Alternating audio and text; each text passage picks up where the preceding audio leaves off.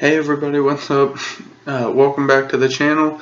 If you haven't already, or if you're new here to this channel, make sure you hit subscribe down below and check out what else we had on this channel.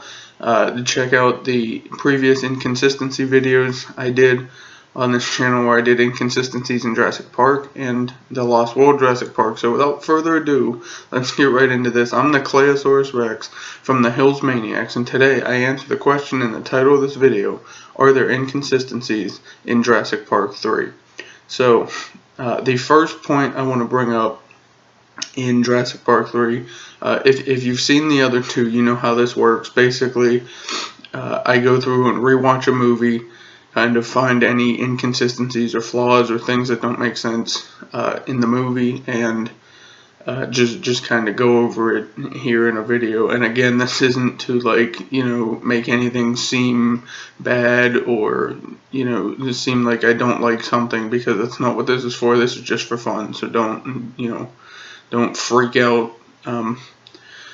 But basically, I found roughly 4 points in this one. I mean, the entire movie itself really didn't need to be a thing, but out of that I picked out 4, which is less than the rest of them, but I only picked out 4 because I grouped them into 4 big categories instead of like 7 mini things that could go together, but I did 7 instead. This one just has 4 big categories, and I'll just explain when I go through basically why it's an inconsistency or a flaw in the movie. So without further ado, let's get into this. So the first point I have: when the movie first starts, it pops up and says restricted at the bottom, as it shows Isla Sorna Site B in the background. And the first people we see are a boat with Ben Hildebrand and Eric Kirby, and they go like parasailing or whatever that's called, with the big parasail behind them, and they're attached to the boat. And my question is, if the area is restricted, how do they get there? I brought this point up before with the Lost World, because the area is off limits to the public, and so how were they able to get in the waters off the coast of the island? I mean, I know they didn't land on the island, or weren't intending to land on the island, so I guess they could be in the waters, but I don't know how that works again. But still, it's a restricted area. Why are they there to begin with? And second, what made them want to go to Isla Sorna? You could go anywhere. You could go parasailing off the coast of California. You could go to the other side and go off the coast of Florida or something. Why go to Isla Sorna to go parasailing? And then we see so they end up going there. So that's point 1. Like, why are they in restricted waters, and how did nobody know that they were there? The Costa Rican government, or whoever's in charge of monitoring that area, how did nobody know that this random boat was in the water? And because we even hear later on in the video, or in the movie, that somebody comes over when they're flying there later on to find these two. They say, you're entering a restricted area, please do this and whatever. So we know that they monitor the area. So why didn't they monitor it when Ben and Eric were parasailing off the coast of Isla Sorna? They never really explained that. So yeah. The next thing is along this same note, so I'm going to classify it with the first point, is if you've seen the movie, when the boat is going, the 2 guys in the boat that are controlling the parasail and one's driving the boat, they end up going through this cloud of smoke, and when the boat comes out, the guys are gone, and the boat ends up crashing, and they have to cut the line and land on Isla Sorna. My question is, what happens to the 2 guys? because we never find out. We don't know if they died.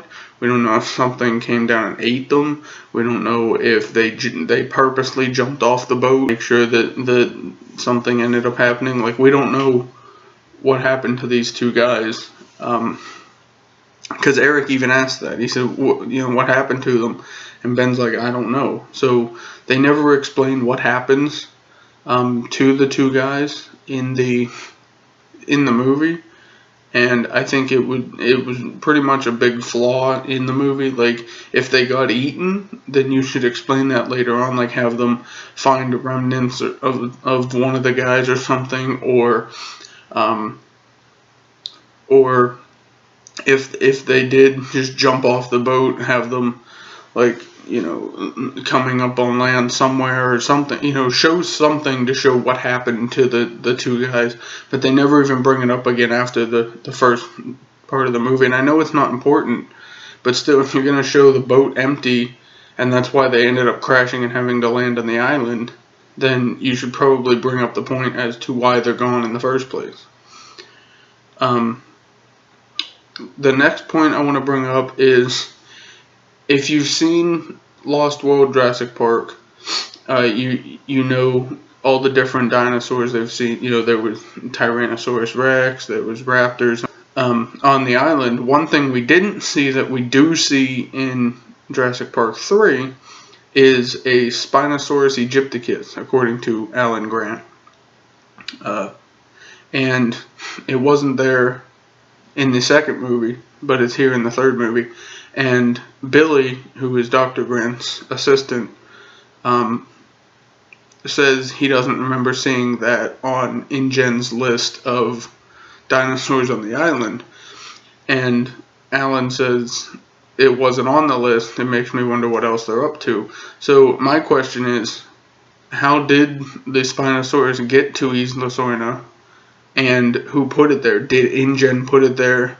Because I've heard a theory that, like, InGen may have put it there as a security plan. To have it, like, on the island, so if somebody lands on the island, it'll attack them or scare them off, hopefully. But the thing I don't understand is they never explain how it got there, because it wasn't there in the second movie, but it's there in the third movie. Now, InGen could have kept going back to the island and making more dinosaurs, but, like, first off, where did they make it if they just recently made it? And if they didn't just recently make it, where was it before? So, like, all these questions come to mind. How did it get there? Why is it there?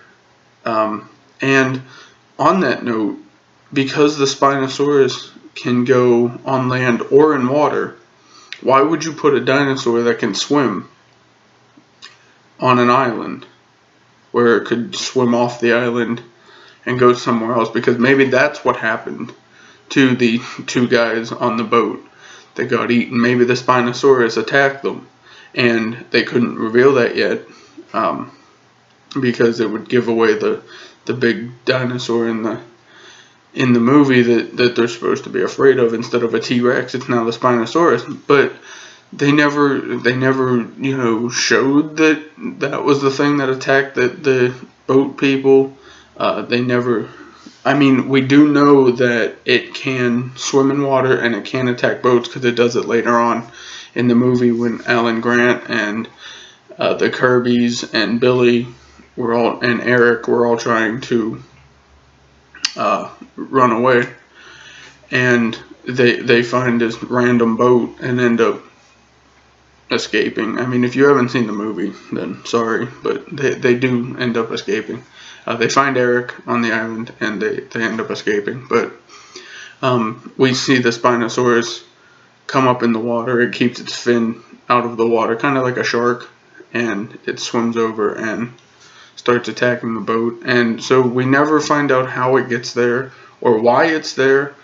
But it is the main dinosaur in the movie, so they should have followed up with that.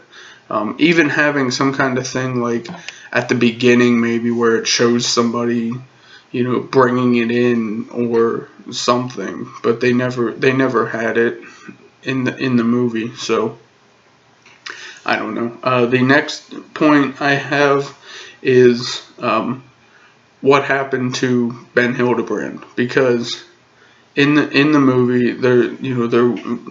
Alan Grant, Billy, and the Kirbys and some other people are walking through the woods on the island, and they come across a body hanging from a tree, which is Ben Hildebrand, and he's just bone, like it's just a skeleton.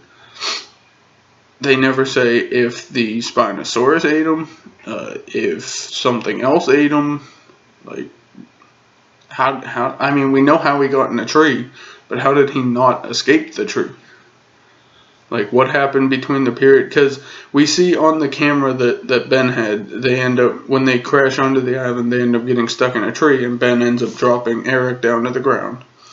And then he says, I'm going to cut myself down in a minute. So does that mean in the short period of time from when Ben lets Eric go to when Ben is still in the tree and tries to escape, something happens where he gets eaten or killed in some way, shape, or form, and that means Eric had to run away? Did the Spinosaurus attack him right then when he landed on the island? Did something else attack him right then when he landed on the island? But that would mean that he never got out of the tree, which would mean something attacked him like right away. And they never really explain what happened to it. And just so we're clear, I don't think I ever explained this in the movie, but Eric is Mr. and Mrs. Kirby's son. No, not that Kirby. And the Kirbys are basically just two normal business owners. They own a hardware store, and they get Alan Grant and Billy to come to the island to help them find Eric and Ben by claiming to be millionaires and famous people who got a plane to fly them over the island so they can see dinosaurs, and they wanted Alan Grant because he knows all about the dinosaurs, and it ends up crashing on the island. But that's just so we're clear. I don't think I said that at the beginning of the video who everybody was, but Eric is Mr. and Mrs. Kirby's son. That's why they're looking for him, and Ben was just a friend of theirs or whatever. But anyways, the last point I want to make is later on in the movie they end up in this giant spherical cage, which ends up being a bird cage for pterodactyls or whatever they're called. But that's what I call them, pterodactyls. I don't know if there's a scientific term for certain ones or not, but they end up like escaping the cage, but they leave the door open, and we see at the end of the movie the pterodactyls are flying away. Now, I know it was supposed to be the last movie in the franchise, so they didn't really bother following up with it, but we don't see them land anywhere, we just see them flying. And even in Jurassic World, which picks up years later, back on Isla Nublar, which was the first island, they never even mention that pterodactyls landed somewhere. Because we've seen pretty much at the end of every movie, there's been some kind of dinosaur that escapes in some way and could affect the world. We see, well, except the first one, but in Lost World Jurassic Park, the T-Rex escapes and lands in San Diego and wreaks havoc all through San Diego. And this one, the pterodactyls escape at the end. In Jurassic World, the park ends up closing again, so the dinosaurs are left free to roam. In Jurassic World Fallen Kingdom, they all get out, so it's like, there's always this case of dinosaurs escaping, but they never follow up with it like they will with the new Jurassic World. They did mention San Diego in Jurassic Park 3, but they never say what happened with these pterodactyls. Where'd they go? What did they do? Did they even leave, or did they turn around and go back to the island? Like, we don't know. And I know it's, again, not a big deal, but still, it's just something like, why show it in the movie if you're not going to explain it? But then again, it was supposed to be the last of the franchise, so. But overall, I don't mind the movie. It's just not one of my favorites. I would rather watch the original Jurassic Park, and I'm sure many of you agree. But that was all the inconsistencies I found in this movie. So the answer to the question, are there inconsistencies in Jurassic Park 3? Yes. There's been inconsistencies in every Jurassic Park movie. And again, this isn't to like discredit them or say that they're bad movies or anything. This is just for fun, you know, so... and I was going to do this for more horror or Halloween related movies because it is currently October, so happy October, everybody. Stay tuned for what we got going on, and stay tuned for the week before October because we will be doing an entire week of videos related to horror or Halloween movies, TV shows, games, whatever, in some way, shape, or form. We will be having a video every day that week leading up to Halloween. It will be called Hallow Week, so please join us for that. I hope you guys enjoyed this video. Again, make sure you subscribe to the channel, like this video, check out what else we got, and make sure you go back and check out the 2 previous videos I did on this, where you have inconsistencies in Jurassic Park and inconsistencies in Lost World Jurassic Park. If you want to see the rest of this series, the 2 Jurassic World movies, please leave in the comments and let me know. I probably will do them at some point, but we're going to move on to more Halloween related stuff for October 1st before we move on to the rest of the Jurassic Park. If you guys want to see it, please let me know. Let me know what else you want to see, and I'll see you guys in the next one. Bye.